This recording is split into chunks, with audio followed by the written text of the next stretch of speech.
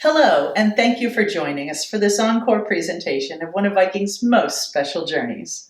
Our friends at All Travel look forward to building the trip of your dreams, and at Viking, we look forward to welcoming you on board. Enjoy the show. Hello, everyone, and thank you for joining Traveling Virtually with Viking. Before we get started, I wanted to thank our travel advisors for inviting you to attend this presentation today. As a reminder, our virtual chat and question box is open, so please feel free to type those questions in as we go. We'll be answering them during and after our presentation. And now I'd like to introduce Donna Nightingale, Director of Business Development for Viking Cruises based out of New England and upstate New York. Donna has been with Viking for 9 years and has worked in cruising for 30. Please join us in welcoming Donna as we discover the Grand European Tour. Donna? All right. Thank you, Michael. Hi, everyone. Thank you for being here. And thanks for coming to join us to take a look at the Grand European River Cruise. It's one of my very favorites, so I'm so happy to be able to talk about it today. My name is Donna Nightingale, Director of Business Development, and I'm located right now at my house on Cape Cod because I'm home based too. And I wish we could do these in person, but now's not the time. Thanks to all the travel advisors for being here and for inviting their clients to come and join us today. And we're going to get started right away. I'm going to take me off here so you can have a full screen. And we're going to get going, and we're going to talk about the Grand European River itinerary. I just want to give you a little bit of information on Viking before we do, and then we'll get right into that because it's a 2-week trip, so we have a lot to cover. And then I'll show you the ships after that. And we're going to get going right here. All right, here's a map of Viking. We kind of go everywhere in Europe on the rivers because that's where our focus is today. We pretty much invented the concept of modern river cruising when we started 23 years ago, first on the rivers of Russia, and then we moved into Europe on the Rhine, the Main, and the Danube rivers. And then we went into France and then beyond. And since then, a lot of people have really come to appreciate this type of travel, which is the small ship cruising with the emphasis on exploring the destination. Also in 2015, we started having ocean vessels, and we have 6 sailing now on the oceans, and we have 2 more coming within the next year. And then 2021, we're going to have a ship in the Galapagos. In 2022, we're going to have ships on the Mississippi and the Great Lakes and the Arctic and Antarctic. So we're kind of busy here. So 3 things define Viking as a company. We're all about the destination, the culture, and the small ship experience. Every piece of the cruise experience is well thought out. It's an important part of who we are as a company. I think it's really interesting to discuss what we don't do. We do not have a casino, a rock climbing wall, an ice skating rink, a bowling alley, no wave pool, and no kids. We start at age 18 and up. And while all those things are very nice, this is a different trip. And with Viking, our focus is the destination. So this is what is included. We include a shore excursion in each port led by a knowledgeable guide. All the meals on the ship are included, breakfast, lunch, dinner, snacks, everything. Wine, beer, and soft drinks with lunch and dinner. Specialty coffees and teas, and bottled water is always available. Wi-Fi is included, and we have laptops on the ship if you don't want to bring yours all the way to Europe. And all the port charges and government taxes are included in the price, so there's no extras to add on later. When we talk about the shore excursions, we try to have a little emphasis on the local life, the working world, and privileged access. So as we're going along, you're going to hear me talk about that a little bit.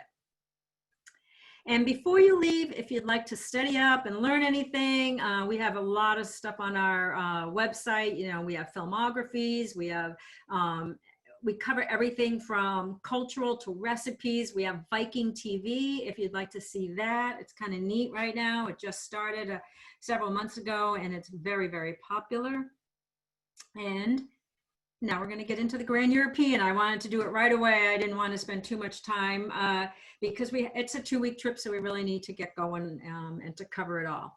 This is our most popular river cruise we have. It combines the Rhine, the Danube, and the Main rivers. So we're going to see 4 countries on this: the Netherlands, Germany, Austria, and Hungary. Before we get started, I just want to explain what a UNESCO World Heritage Site is in case you haven't heard of it. So a World Heritage Sites really kind of are varied, and they can be anything from a cathedral to an entire wine region. And these are areas or objects that have been deemed culturally important, and then they're on the UNESCO World Heritage List. So just so you know what UNESCO stands for, it stands for United Nations Educational, Scientific, and Cultural Organization, UNESCO. And these sites have outstanding universal value. So as I go along, you'll hear me mention that. I just want you to know what it is when you hear me talk about it. And here is a map of the itinerary. You can really see where we're going, and you can go either direction. And here we are. So 15 days, 12 tours, 4 countries. So if you're on our air program, we will meet and greet you at the airport. So if you're adding on days before or after, we can, and you're on our program with the pre and post extensions, we'll meet you and greet you at the airport and take you to your hotel. For the sake of this, we're just going to talk about the cruise at the moment. And what would happen is you would leave the night before and fly over to Europe, depending on where you're from, and arrive into Amsterdam. And because we're going to start on this on the north and head south, just for the sake of this itinerary.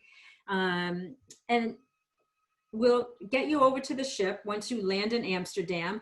And then after you board, the afternoon's yours just to relax and explore on your own. So you can just unpack, you can have lunch, relax, and if you want, you can go out. It's kind of a nice thing to do and burn off any kind of jet lag. And but if your schedule permits, you might want to visit a museum in Amsterdam. And I'd say probably the most popular and famous is the Rijksmuseum, where you see paintings by Rembrandt. They currently have 22 Rembrandts there. And they have other Dutch artists too, but the Van Gogh Museum is right next door. And then you also have the Anne Frank House, which is so famous. And then if you don't like any of that, there is also the Heineken Museum. And with Viking, we're always just right near the center of the town. So you can pretty much walk anywhere from where we are docked in Amsterdam. I just want to talk about bikes for 1 minute, because biking is the main transportation in the area. It's not a hobby. And there is even a commuter parking garage for bikes right near the ship. When you get off the ship and walk up the street, there's this big parking garage. And when you look inside of it, it's just for bikes. And it's thousands and thousands of bikes. And I find it sort of fascinating. But there's more than 1 million bikes in Amsterdam and only about 820,000 people. So the bikes outnumber the people.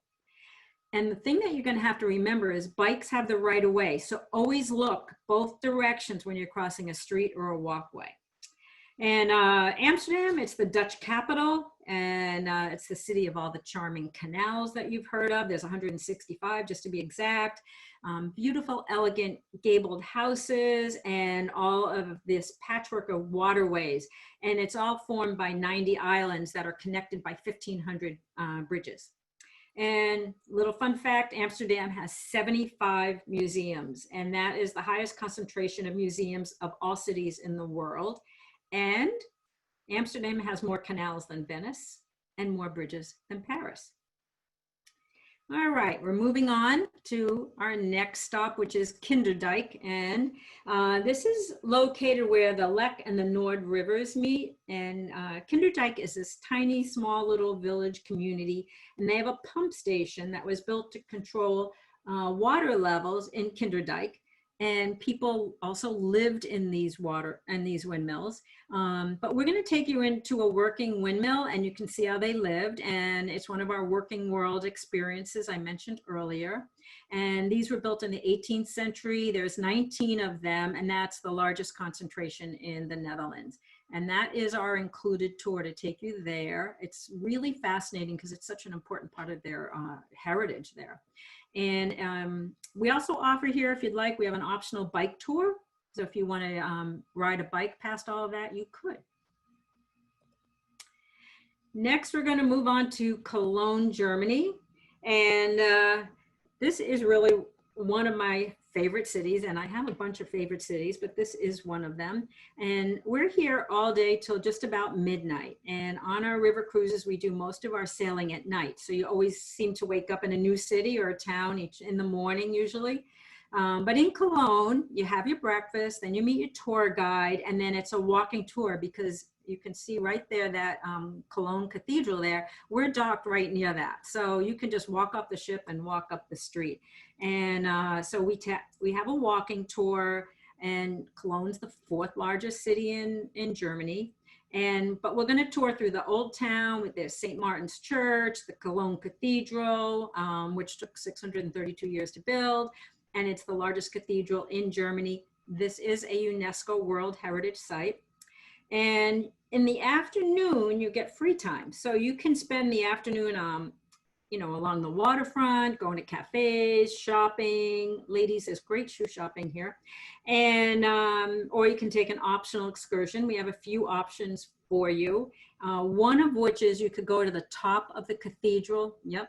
Way up there, and it's a small group, and you can go up there. You can't be afraid of heights though, because it's way up there, but you have spectacular views, I think, of pretty much all of Germany. And also too, we have another optional, which I think is kind of neat and fun.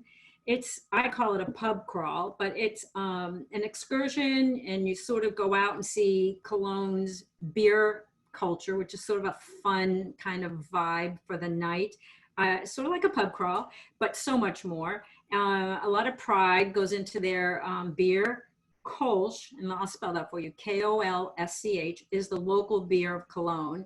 And it comes in small glasses, but it's just as strong as any other beer. And that excursion also includes dinner in town, so that's kind of fun. And fun fact, there's over 1,300 breweries in Germany, and they produce over 5,000 brands of beer. And there's another shot of Cologne. One interesting fact is that we do own most of our docks on the river, and that's really helpful. We always want to have a great docking site. We don't want to be down the river, across the way, taking cabs in and out of town. So we have great docking. Next, we're going to move on. We move to Koblenz, and Koblenz is kind of like a traditional German town. It's right where the Rhine and the Moselle rivers meet. And this was founded 2,000 years ago. And this is the Middle Rhine area that has where all the castles are. And people, when they go to Europe, they want to see the castles. And then that is the Middle Rhine area. So what happens here is we spend half the day touring the Marksburg Castle, which you can see right there. And that's the only Rhine fortress that was never destroyed, built back in the 13th century. And the views from up here are beautiful. And the rest of the day is scenic cruising. So most of the time our cruising is at night, but sometimes we have to adjust the schedule so that we don't miss anything during the day. And you certainly don't want to miss the Middle Rhine where all these beautiful castles are. And also too here, you'll see this beautiful stretch. You'll see the Lorelei Rock, which is where it's the narrowest part of the river. And it's named after the infamous Rhine maiden. She used to lure her sailors to their demise. Next, we move on to Miltenberg. It's a Franconian town, and it's on the Main River, and it's one of Germany's fine wine producing regions. The wines here are actually sweeter, and the food's even different, like the cheeses are different. So anyway, we spend the morning here sailing along the Main River, so scenic cruising, and then in the afternoon, we pull into Miltenberg, and it's known for its half-timbered houses. Here you go. And also it's got Germany's oldest inn here. So it's sort of a fairy tale town, and we walk right off the ship and we tour Miltenberg on foot, and it's really the best way to go and see this sweet little town. The tour begins in the old town, which has the cobblestone streets and the medieval houses, and then the town square is lined with half-timbered houses, and it's really, really picturesque. And then the inn, the oldest inn in English, is called the Inn of the Giant, and it opened in the 1400s. So it's been open ever since. And so it's kind of a neat little town, very beautiful. What I really like about this cruise is the mix of big cities, and sweet little towns. And you wake up in a new port every single day, and you only have to pack and unpack once, but it's really a nice mix of cities and sweet little towns. Now we pull into Würzburg and we tour the Würzburg Bishop's Residence. It's one of Germany's largest and most ornate palaces. Also a UNESCO World Heritage Site. And this part we do drive on the bus, and we go to the this really beautiful residence of the Würzburg bishop, and it's a huge compound. It was built over 25 years, but what's really interesting was that it had to be reconstructed after so much damage from World War II bombings. And then we continue on the Old Town, and we tour. And there's an old wine bar in town, and this is a university city. We do have an optional tour here where you can climb the Würzburg Hills and go up to the Marianne Fortress, which has really beautiful views. And here's another picture of Würzburg. And now we move on to Bamberg, so we're going to continue sailing the Main-Danube Canal in the morning. And just so you know, we go through locks all along this area. So it's kind of interesting. It's really neat to be up on the top deck when we're going through the locks and watch that. So we arrive in Bamberg, and this was founded in 902, and it's a medieval looking city. It's known for, they have an infamous symphony orchestra, and they're known for, believe it or not, smoked beer. The town center is a UNESCO World Heritage Site, and Bamberg's kind of like Rome. It's built on 7 hills, and each hill has a church at the top. Anyway, we do a walking tour here, and we visit their 11th century cathedral, and there's a picturesque city hall, and then there's a statue of the Bamberg horseman here, and then you go see the, it's a very pretty, it's called a Rathaus. Let me spell that, R-A-T-H-A-U-S, Rathaus, which is a town hall, which I find kind of funny. A Rathaus is a town hall. Anyway, you can also see fishermen's cottages on the nearby riverbanks, and then you'll have free time in Bamberg. And I really think that if you're there, you should just try their smoked beer, because that's what they're known for. Now we pull into Nuremberg, and so you have your breakfast on the ship, we get off, and we have a tour. Now on this tour, it's part driving and part walking. And so we start with driving, you know, because we have to get into some of these places that we're going to. The largest city, Nuremberg is the largest city in this area. And we are going to first visit the ruins of Zeppelin Field. That was the Nazi parade grounds in the 1930s. Then we see the Palace of Justice where the infamous Nuremberg trials were. Then we drive to the Old Town. We can see a little bit more of Nuremberg's really fascinating past. There's a medieval city. It's a medieval city, but it's surrounded by 13th century walls, many gates, lots of watchtowers. I think it's spectacular. And what I like is the fact that you have this historical backdrop, and then you have Gucci. So it's kind of a really nice mix, and you'll have some free time if you do want to go to Gucci. But a fun fact about Nuremberg is that it was a really big toy making capital in Europe, 600 years of toy making. And they started out with making dolls originally, but 600 years of toy making.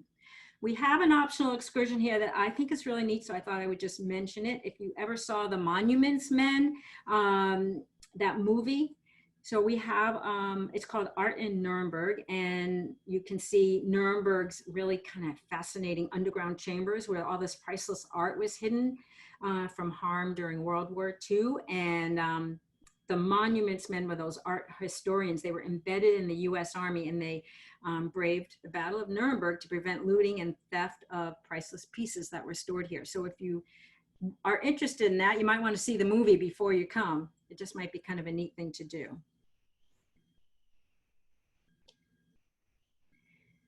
And now we're moving on to Regensburg. Regensburg escaped major damage during the war, so therefore it's one of the best preserved medieval cities, and it's the oldest city on the Danube, and yes, it is a UNESCO World Heritage Site. So we walk right off the ship and meet the guide, and then we get a walking tour. We're right in the center of town there, and most of our guides live locally, so a lot of times, you know, you're walking past their house sometimes, but they're giving you personal views of the city where they live. But this city has Roman city walls. It's still standing from when the city was founded. and you walk past the old town hall, and then you can see the old stone bridge there. That's a 16 arch bridge, and it was built during medieval times. And at the time, that was kind of unique and an engineering masterpiece. There's a Gothic cathedral, there's St. Peter's. No cars are allowed in the inner city. Really nice boutiques, cafes. And one of my favorite things here is they have the oldest sausage kitchen, and it's Germany's oldest restaurant. Very authentic. So it's right near the ship. So on your way back to the ship in the afternoon, I always think it's kind of neat to go in there and go into this oldest sausage kitchen. It's like you walk in and they're making the sausage right there. It's authentic. It's being cooked over charcoal. And then there's a little room to the side with tables, and they bring you in your sausage and a beer. And it's kind of a neat little experience. So, and you'll see half the ship there because everyone likes to do that. And if you're interested, we do have an optional excursion from Regensburg, and that is an 8.5-hour trip to Munich, if you were interested in that. Next, we're going to move on to Passau. And Passau is the largest city in Germany, founded by the Celts more than 2,000 years ago, known as the City of Three Rivers. And it's right at the confluence of the Inn, which is INN, the Ilz, ILZ, and the Danube rivers. And with our guide, we do a walking tour. It's cobblestone streets, old world type of atmosphere. And you see the bishop's residence, and they have a 14th century Rathaus or town hall. And there's a former fish market. We walk up to St. Stephen's Cathedral, and this is Europe's largest pipe organ. And I have this memorized. They have 17,774 pipes, and that's the largest church organ outside of the US.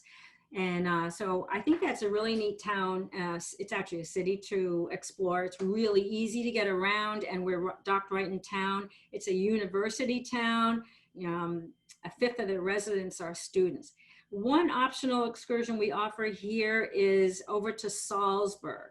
It's a 9.5-hour tour, but if you're a Sound of Music person like I am, I had to do it.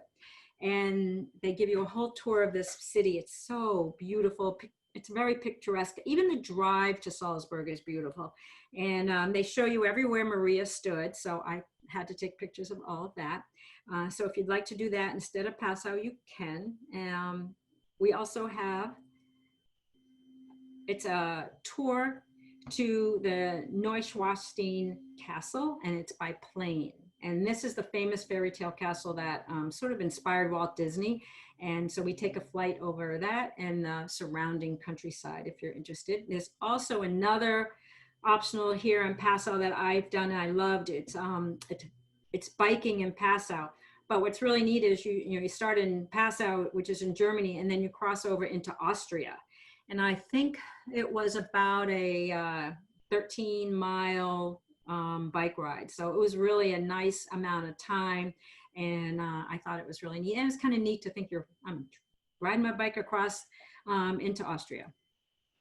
Now we go into Melk, and this is in Austria. And the charming city of Melk is at where the Danube and the Melk rivers meet at the base of the Wachau Valley. And this is really known. It's a 900-year-old Benedictine abbey. It's famous, and it sits way high up on the Danube, and it's really one of those beautiful landmarks along the Wachau Valley. So you can walk up, or we have a bus there. So I always say take the bus up and then walk back to the ship if you can. And that way, when you walk back, you can walk through the town, which is kind of small, but it's kind of neat. And this is a working abbey, so you're going to see monks there. And they make apricot liqueur, so you can buy that in town too, which is kind of fun. And here's another picture for you. It's a really beautiful abbey, so not to be missed. And then, so we spent half the day at Melk, and then the rest of the day we're cruising the Wachau Valley. And this is such a beautiful mix of, cities and small towns, and then you get this beautiful Wachau Valley with all these vineyards and forests and charming towns and castle ruins, and it's just the most scenic stretch of the Danube. And it's about 18 miles, And this area is a UNESCO World Heritage Site. And now we get to Vienna. And this was always on my bucket list. So I went, I think I went like 20 years ago, and I just fell in love with Vienna. And Vienna is known as the city of waltzes. It's the capital city. It's Austria's capital city, and it's the center of Europe's classical music. Strauss and Mozart composed many of their finest pieces here, and we overnight here. So we give you a tour here, and it's half bus and half walking tour. So we take you along first on the Ringstrasse, which is this beautiful boulevard laid out on the site of the old city walls. And it's 19th century when they were built. Beautiful palaces, public buildings, beautiful grand residence, all line this famous avenue. And then you'll also see the Hofburg Palace, which is the winter residence of the Habsburgs, and the Spanish riding school where they have the Lipizzaner horses. And then we go into town where this is part of the walking tour. We will also see St. Stephen's Cathedral and the Vienna State Opera Concert Hall. So so we do the half-day tour here. At the end of the tour, you can go back to the ship if you'd like for lunch, or you could stay right in town. You could go and try the Sacre Tour, which is that amazing dessert at Cafe Sacre. And they're also known because they have 20 varieties of coffee. And a fun fact, every year there are 450 balls in Vienna, and Vienna also has the world's oldest Ferris wheel. One person I find fascinating is Empress Maria Theresa, and her husband was the official ruler, but she really took charge, and I find her really interesting. She introduced mandatory schooling, and she started the Vienna Stock Exchange back in the 1700s. She also started a diplomatic academy, which is the oldest in the world still. But she was really known for having strengthened the Habsburg dynasty. And she is the mother of Marie Antoinette, who became the Queen of France and eventually died at the guillotine. But one thing that we offer as an optional excursion is you can go to Schönbrunn Palace, which is the summer residence of Maria Theresa, just so you know. But some other optionals we do, you can do the behind the scenes of the Lipizzaner horses, which is fascinating to see, and they are spectacular, just spectacular horses. We also have, you can go behind the scenes of the Vienna Boys Choir. We have a farmer's market with a local chef if you'd like to do that. And I think what's really neat is at night we have a Mozart Strauss concert. It's a Viking exclusive. And I think if you're in Vienna, you should hear classical music. So half of it's Mozart and half of it's Strauss. And it's just spectacular. And I just think if you're there, it's kind of a neat thing to do. And we also have another optional, which is you can go out into Vienna's countryside on an e-bike. So if you've never done that, e-bikes are just really fun. Now we pull into Budapest. And Budapest, such a neat city. I'd say 20 years ago, you probably never heard of anyone talking about Budapest. Now it seems to be on people's bucket list. And it's all. What happens is one side of the river is Buda, the other side's Pest. And when they built the chain bridge, it became one city. And I think that's really kind of a neat, interesting fact. And they built the bridge in 1849 and it became one city. We are docked right up the river from this and right there in the center of town. So we have beautiful docking there. And but Budapest is one of the great cultural capitals. And it's kind of really emerged as one of Europe's most iconic cities.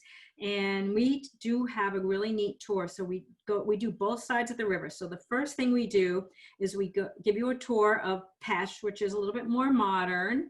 And we take you along, we show you the Hungarian State Opera House. There's a really neat avenue. It's, they call it the Champs-Élysées of Budapest. And we go to Hero Square, which is this wide open plaza with monuments and statues. And then we go back across the river to the traditional Buda side. And that's where you go up into the castle district. and there's massive hilltop castle complex, Fisherman's Bastion, Matthias Church. Matthias Church is named for the country's most popular king.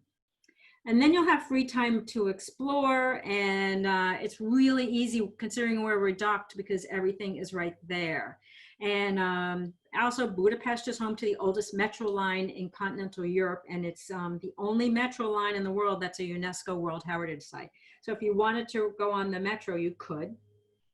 We have a few optional excursions here. One is going to see the Hungarian horsemen, and that's kind of they take a lot of pride in the role horses have played in their nation's history, and I think they're kind of concerned that the equestrian connection's being lost. So it's kind of elevated to an art form. So if you'd like, you can see that. You can also go to the thermal baths, and really Budapest is known for their thermal baths. So the only thing you need to bring to, if you want to do that, would be your bathing suit, and we can supply everything else. And then there's one that goes to the Grand Market. And this is something my husband does every time we go because he just finds it amazing. But it's like a 3-story marketplace. It's kind of a neo-Gothic facade. It's a historic hall. It was built in like the 19th century. But you could try aperitifs, breads, meats, wines, honey.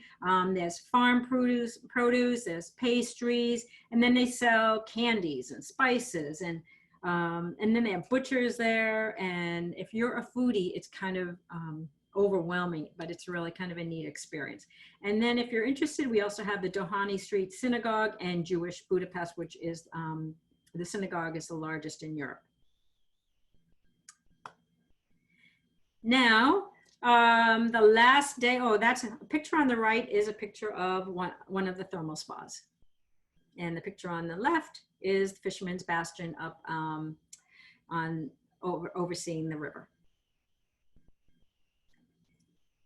All right, so now after the day 15 is after breakfast, disembark, and you go to the airport. Now, if you want, you can extend your journey, of course. And we have some options for you, but what I always think is the right thing to do is to call your travel advisor and get assistance so that you make sure that it meets your needs. So some, and you know, not just extensions, but travel insurance, make sure your air is what you want, and travel advisors can do that for you. Here are some of the pre and post that you can add. Budapest, you can stay for 2 extra nights. Prague, which is one of my very favorite cities, it was never bombed, so it's one of those cities that has amazing architecture, and that you could do for 3 nights. We also have 2 nights in Amsterdam, or we have 2 nights in The Hague and Amsterdam. Now I thought I would show you the ships. And so the ships. So we have basically one class of ship that does the Grand European, and really most of the Rhine, the Danube, and all the other itineraries. And this ship is, I'm going to show you everything about it, but we are known as the small ship experts. We've got 23 years of expertise, and this is really our priority, and this is our little niche in the industry. And having smaller ships is helpful. It gives us the ability to pull right into central berths, and in many cities, we don't tender. And we do own and operate our fleet, so that's really helps with consistency and seamless experience. So it's really kind of neat. And it's also nice that we have one class of ship here, so it makes it a lot easier. And we also have destination-focused dining. And what does that mean? Well, it means that food's an important part of the journey. Let's face it, we have to eat our way through Europe because there's so much great food. And there's all these local specialties. So we will have in our, on the ship, we will have, you know, always available classics. And then we would always try to have some regional specialties with it. This is the ship here. This is our long ship. And holds 190 people, and we have 5 different types of staterooms. I'm going to show you those. And we have a Scandinavian decor. And what does that mean? That really kind of means nice, clean lines, soft colors, beautiful marbles, warm woods. and lots of windows. It's all about bringing the outside in and making sure that you're feeling like you're connecting with what you're seeing outside. This is our reception area. And if you've been on those big giant cruise ships, it kind of looks small, doesn't it? But this is our reception area. And this is our grand staircase. So we have 3 decks inside and 1 deck up on the top. You'll see on this left and the right there are sliding glass doors. So depending on what side we're docked on, that's the side you would enter or exit from. And behind the stairs here is where the restaurant is, and up above, behind that picture, is where the lounge is. Next, you'll see a picture of the restaurant. So this is where we have breakfast, lunch, and dinner. And I like this picture because you can see how close you are to the side of the river. I think that's kind of nice to really, you can sit and have your meal and see things, and it's just kind of a neat atmosphere. And so you have breakfast, lunch, dinner there. If you need any special menus, please let us know. But as I said earlier, we have destination-focused dining. This is our lounge and our Viking bar. And excuse me, as I said earlier, wine, beer, and soft drinks are included with lunch and dinner. But if you would like, a vodka or a cosmopolitan or a martini, you can just go up to the bar. You can sign for it, or we have a silver spirits package, which you can get. And our silver spirits package is really cheap compared to a lot of other big giant cruise ships. So ours is really, it's a great value if you want that. Unless you just want beer and wine at dinner, then it's something that you might want to consider, and you can talk to your travel advisor about that.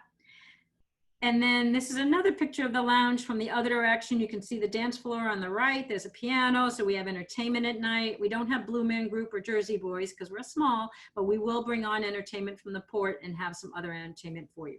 And then if you go straight through the back of that room, you will see the Aquavit Terrace, and that is our outdoor dining area. And so the menu for the Aquavit Terrace and the main dining room will always be posted in the reception area. So you can decide where you want to eat, and you don't need any reservations, just show up. This is our little library, and then right here behind these chairs is where we have some computers. So you don't necessarily have to bring your computer all the way to Europe. You could use one of our laptops if you'd like to. And this is our sun deck. And you have like 360-degree views. It's nice. You can sit out in the sun, or you can sit in the shaded area. There's also an organic herb garden. There's solar panels. There's a putting green and a walking track. And my husband sent pictures home that said he was golfing in Europe. And there it was, his little putting green. So we have 5 types of staterooms, and for the sake of time, I think I'm just showing you 3, but this is the French balcony, 135 square feet. And what this means is you have sliding glass doors. You just can't step out. There's a railing there, but you get the view and you get the fresh air. All staterooms have flat screen TVs, bottled water. They have refrigerators, safes, all the bathroom products. We have heated bathroom floors, so it's just like home. And then we have 110 and 220 plugs, so you don't need a converter unless maybe you're going to a hotel before or after. And then this is our veranda stateroom, 205 square feet, so you could sit outside on your veranda if you would like to. And this is our veranda suite. It's a 2-room suite, so you have the bedroom, living room, and a big bathroom, and there is a full balcony off the living room and a French balcony off the bedroom. There's your bathroom. And this is our Explorer Suite, 445 square feet. There's 2 of these in the back of the ship, and they have a wraparound veranda. And that's the bathroom. We have award-winning service. We really are the employer of choice. A couple other notes on the ship. We do have an elevator that runs from decks 2 to 3. We can't go lower or higher because of, the shape of the ship or bridges or any of that. We have laundry service. If you need that, you can send that out. We have ecologically friendly hybrid engines, so it's less vibrations, it's a smoother ride. And so everything should be more comfortable. These are some of our awards. We won pretty much everything. And thank you for being here today. Michael, are you there? Yes, I am. So we have a few questions, Donna. Okay. So our first question is specific to this itinerary. So what direction is the most popular? Is it Amsterdam to Budapest or Budapest to Amsterdam, or is it really just about choice? It's a personal choice. I don't think either is better than the other. I've done both, so I don't think either is better. I think if you wanted to add on, maybe you'd want to add on in the beginning or the end. If you wanted extra time in Amsterdam or extra time on the other end, that might make a difference to you. But other than that, it doesn't matter. Perfect. And then our next question is specific to time of year to go and stuff like that. So when is the most popular time to visit, and are there some advantages to going during the off season? Well, I think that that's another personal decision. And I think it depends on what temperature you like to tour in. Personally, for me, I like to tour when it's 60 to 70. I'm not laying at the beach. That's what I like. But somebody else may like it to be 70 to 80 or 80 to 90 or something like that. So I think that that's a personal decision right there. You have to decide the temperature. And also, I think if price is a factor, then the off season, it's great. You know, you can go in the off season and save a little bit of money too. But I think that that's kind of a personal choice when you want to go and what type of temperature and weather you want. Perfect. And then the next question is, does one direction over the other have more optional excursions to choose from? Nope. Pretty much the same. Perfect. Yeah.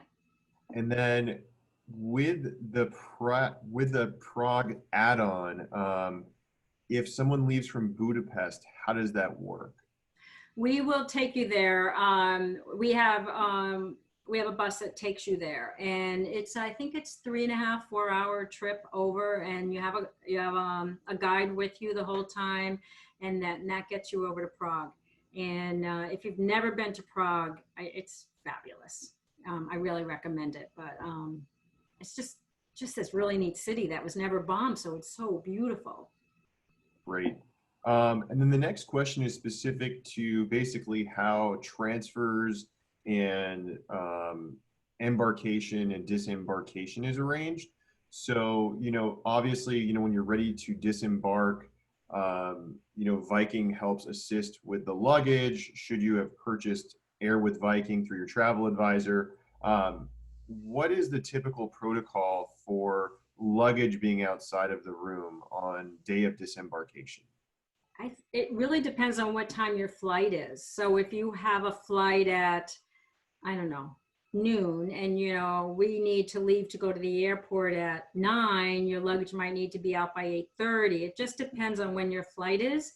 And then we will take it up and get it to the bus. When you walk up to the bus to get on, you have to identify and say, that's my luggage. And then they put it on the bus right then and there. So I think that it just really is determined what time your flight is, as to what time the luggage goes out, and then they will bring it up, and then you meet at the bus.